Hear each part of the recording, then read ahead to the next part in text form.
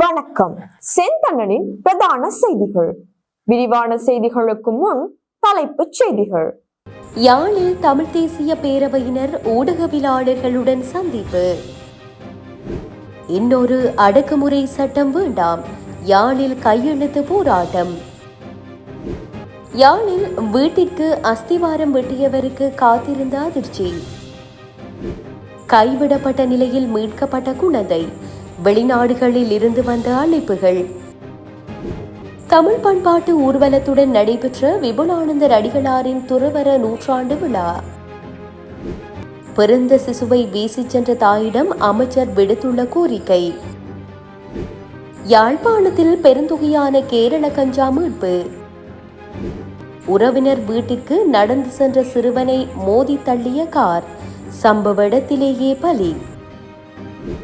கொழும்பில் 21 இந்திய பிரஜைகள் அதிரடியாக கைது. பிரித்தானியாவில் பரபரப்பு, 14 வயது சிறுமி மீதான வன்முறை, வெடித்த மக்கள் போராட்டம்.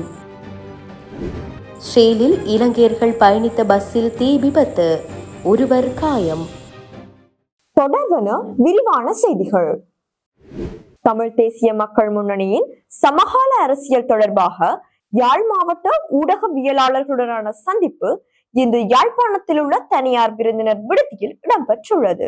குறித்த கூட்டத்தில் சமகால அரசியல் தொடர்பாக பல்வேறு கருத்துக்கள் முன்வைக்கப்பட்டுள்ளது. குறித்த கலந்துரையாடலில் யாழ் மாவட்ட நாடாளுமன்ற உறுப்பினர் கஜேந்திரகுமார் பொன்னம்பலம், முன்னாள் நாடாளுமன்ற உறுப்பினர் செல்வராஜா கஜேந்திரன், தமிழ் தேசிய பசுமை இயக்கத்தின் தலைவர் ஐங்கரநேசன், தமிழ் தேசிய மக்கள் முன்னணியின் ஊடக பேச்சாளர் கனகரட்னம் சுகாஸ், வேலனை பிரதேச சபை உறுப்பினர் நாவலன் மற்றும் யாழ் மாவட்ட ஊடகவியலாளர் கலந்து கொண்டிருந்தமை குறிப்பிடத்தக்கது.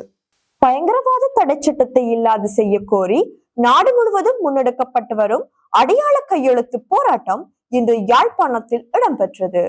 பயங்கரவாத தடை சட்டத்தை இல்லாது செய்ய கோரி நாடு முழுவதும் முன்னெடுக்கப்பட்டு வரும் அடையாள கையெழுத்து போராட்டம் இன்று யாழ்ப்பாணத்தில் இடம்பெற்றது. சம உரிமை இயக்கம் என்ற அமைப்பினரால் முன்னெடுக்கப்பட்ட குறித்த போராட்டம் யாழ் மத்திய பேருந்து நிலைய பகுதியில் இன்று காலை முன்னெடுக்கப்பட்டது. இன்னொரு அடக்குமுறை சட்டம் வேண்டாம், பயங்கரவாத தடை சட்டத்தை ரத்து செய், காணாமல் ஆக்கப்பட்ட அனைவருக்கும் இப்போதாவது நீதி வழங்கு, அனைத்து தேசிய இனத்தவருக்கும் சம உரிமைகளை உறுதி செய்யும் புதிய அரசியல் அமைப்புக்காக போராடுவோம் போன்றவற்றை வலியுறுத்தியே இந்த போராட்டம் முன்னெடுக்கப்பட்டமை குறிப்பிடத்தக்கது. யாழ்ப்பாணம் வடமராட்சி கிழக்கு பத்திராயன் முருகன் கோயிலுக்கு அருகாமையில் வெடிக்காத நிலையில் வெடிகுண்டு ஒன்று மீட்கப்பட்டுள்ளது. யாழ்ப்பாணம் வடமராட்சி கிழக்கு பத்திராயன் முருகன் கோயிலுக்கு அருகாமையில் வெடிக்காத நிலையில் வெடிகுண்டு ஒன்று மீட்கப்பட்டுள்ளது. குறித்த வெடிகுண்டு நேற்று பிற்பகல் 12 மணி அளவில் மீட்கப்பட்டுள்ளதாக தெரிவிக்கப்பட்டுள்ளது. இச்சம்பவம் தொடர்பாக மேலும் தெரிய வருவதாவது, குறித்த பகுதியில் வீடொன்றினை நிர்மாணிப்பதற்காக அஸ்திவாரம் வெட்டி கொண்டிருந்த போது மண்ணில் புதைந்திருந்த நிலையில் வெடிகுண்டு ஒன்றினை கண்டுள்ளனர். இந்நிலையில் உடனடியாக கட்டுமான வேலைகளை நிறுத்திவிட்டு சம்பவம் தொடர்பாக மருதங்கேணி காவல்துறையினருக்கு அறிவிக்கப்பட்டது. இதனைத் தொடர்ந்து மாலை 5 மணி அளவில் சம்பவ இடத்துக்கு சென்றிருந்த மருதங்கேணி காவல்துறையினர் குறித்த வெடிகுண்டை மீட்டுச் சென்றுள்ளனர். இது யுத்த காலத்தில் பயன்படுத்தப்பட்ட வெடிகுண்டாக இருக்கலாம் என காவல்துறையினர் சந்தேகம் வெளியிட்டுள்ளனர். குருநாகல் மாவதகம பரகதெனியவில் வயலில் கைவிடப்பட்ட நிலையில் மீட்கப்பட்ட 2 நாள் பெண் குழந்தையை தத்தெடுக்க ஆர்வம் காட்டியவர்களிடம் இருந்து 1000க்கும் மேற்பட்ட தொலைபேசி அழைப்புகள் வந்துள்ளதாக காவல்துறையினர் தெரிவித்தனர்.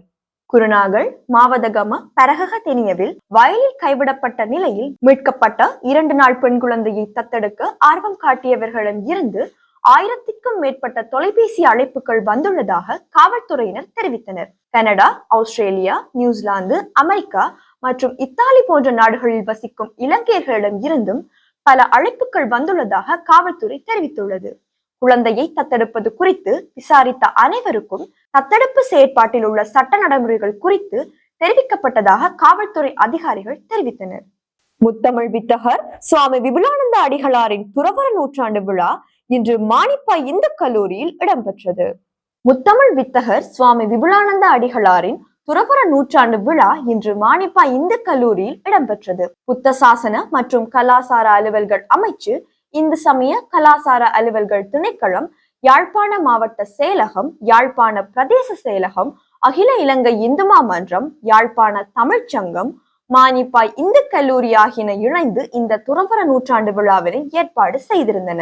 இந்நிகழ்வின் முதன்மை விருந்தினராக சபாநாயகர் ஜகத் விக்ரமரத்ன கலந்து கொண்டதுடன் வடமாகாண ஆளுநர் நாகலிங்கம் வேதநாயகன், நாடாளுமன்ற உறுப்பினர்களான ஜெயச்சந்திரமூர்த்தி ரஜீவன், வைத்தியரும் நாடாளுமன்ற உறுப்பினருமான ஸ்ரீ பவானந்த ராஜா, யாழ் மாவட்ட அரசாதிபர் மா பிரதீபன், பிரதேச செயலாளர்கள் செந்தமிழ் சொல்லரவி ச லலீசன், ஆசிரியர்கள், மாணவர்கள், பொதுமக்கள் கலந்து கொண்டனர். நிகழ்வின் ஆரம்பத்தில் மானிப்பாய் மருதடி விநாயகர் ஆலயத்தில் இருந்து பண்பாட்டு ஊர்வலத்துடனும் தமிழர்களின் வீர விளையாட்டான சிலம்பாட்டத்துடனும் விருந்தினர்கள் அழைத்து வரப்பட்டனர். இதன் போது சுவாமி விபுலானந்தரின் உருவப்படங்கள் தாங்கி வரப்பட்டதுடன் சுவாமியின் வேடம் தாங்கி மாணவர்களின் ஊர்தி பவனியும் இடம்பெற்றது. விபுலானந்தரின் துறவற நூற்றாண்டை முன்னிட்டு நினைவு தின முத்திரையும் தபால் திணைக்களத்தால் வெளியிடப்பட்டது. விபுலானந்த அடிகள் என்கின்ற நூலும் வெளியிடப்பட்டதுடன் நினைவு பரிசும் விருந்தினர்களுக்கு வழங்கி வைக்கப்பட்டது.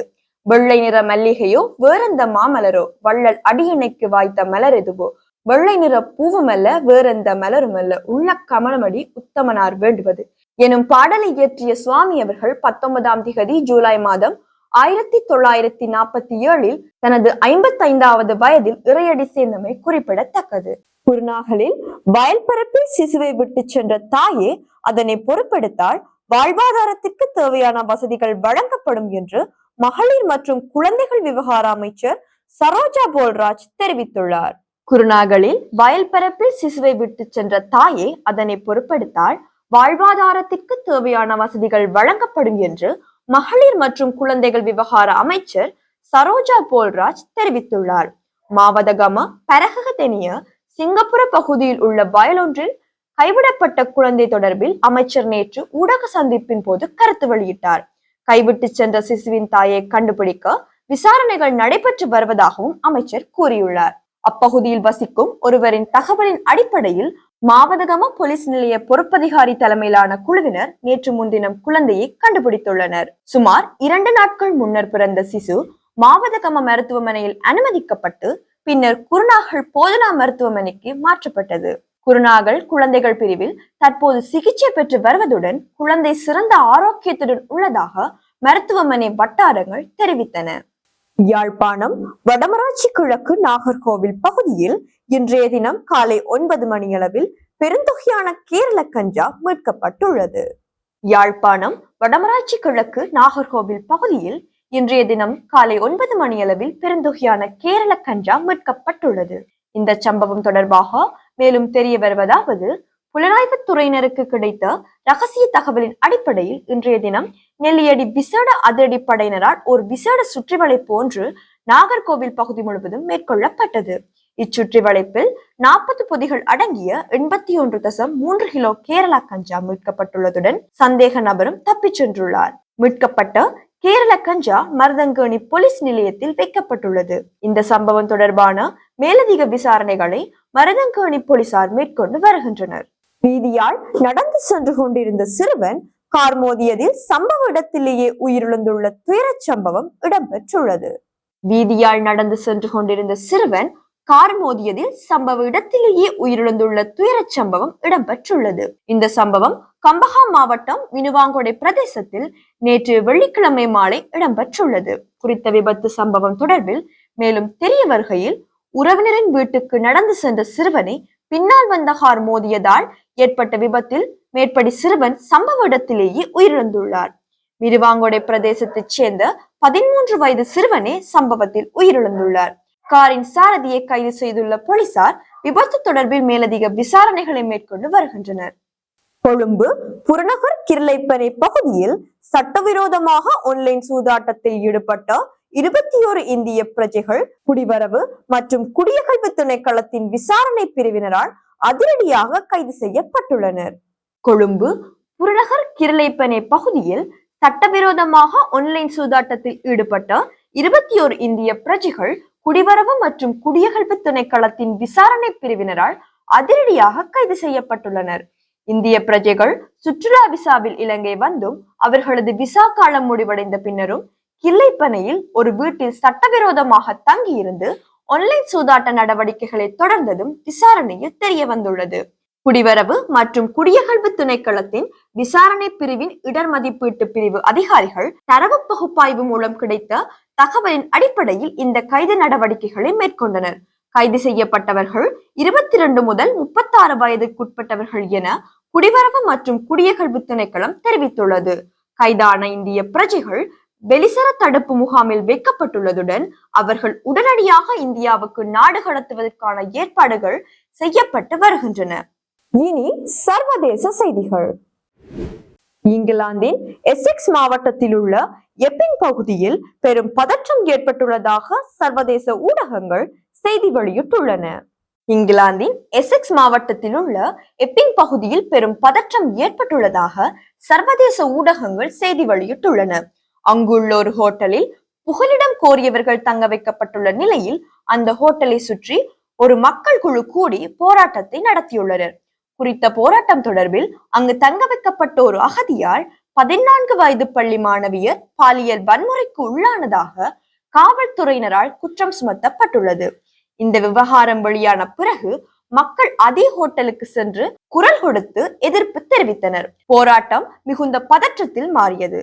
சிலர் காவல்துறை வாகனங்களை சுற்றி வளைத்து பொருட்களை வீசினர். ஒருவர் வாகனத்தின் மீது ஏறி கைகளை உயர்த்தி போராட்டம் நடத்தினார். போராட்டத்துக்கு பிறகு சம்பந்தப்பட்ட சிலர் கைது செய்யப்பட்டதாக தெரிவிக்கப்பட்டுள்ளது.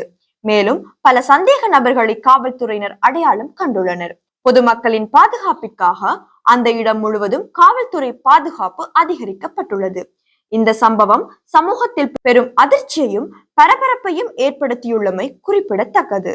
இஸ்ரேலில் விவசாய தொழிலில் ஈடுபட்டிருந்த இலங்கையர்கள் பயணித்த பஸ் ஒன்றில் தீ விபத்து ஏற்பட்டுள்ளதாக இஸ்ரேலுக்கான இலங்கை தூதுவர் நிமல் பண்டார தெரிவித்துள்ளார். இஸ்ரேலில் விவசாய தொழிலில் ஈடுபட்டிருந்த இலங்கையர்கள் பயணித்த பஸ் ஒன்றில் தீ விபத்து ஏற்பட்டுள்ளதாக இஸ்ரேலுக்கான இலங்கை தூதுவர் நிமல் பண்டார தெரிவித்துள்ளார். குறித்த பஸ் ஆனது இஸ்ரேலில் உள்ள கிரியேட் மலாக்கி என்ற பகுதியில் வெள்ளிக்கிழமை காலை பயணித்துக் கொண்டிருக்கும் போது பஸ்ஸில் திடீரென தீ விபத்து ஏற்பட்டுள்ளதாக இலங்கை தூதுவர் தெரிவித்துள்ளார். இந்த பஸ்ஸில் 20 இலங்கையர்கள் பயணித்துள்ள நிலையில் அவர்களின் உயிருக்கு எந்தவித ஆபத்தும் ஏற்படவில்லை என இலங்கை தூதுவர் தெரிவித்துள்ளார். தீ விபத்தின் போது பஸ்ஸில் இருந்த இலங்கையர்கள் ஜன்னல்களை உடைத்து பஸ்ஸில் இருந்து வெளியே குதித்து தங்களது உயிரை காப்பாற்றியுள்ளதாக இலங்கை தூதுவர் தெரிவித்துள்ளார். எவ்வாறிருப்பினும் இந்த தீ விபத்தின் போது ஒரு இலங்கையர் காயமடைந்துள்ள நிலையில் அவரது உயிருக்கு எந்த ஆபத்தும் இல்லை என வைத்தியர்கள் கூறியுள்ளதாக இலங்கை தூதுவர் மேலும் தெரிவித்துள்ளார். இத்துடன் செய்திகள் நிறைவடைகின்றன. வணக்கம்.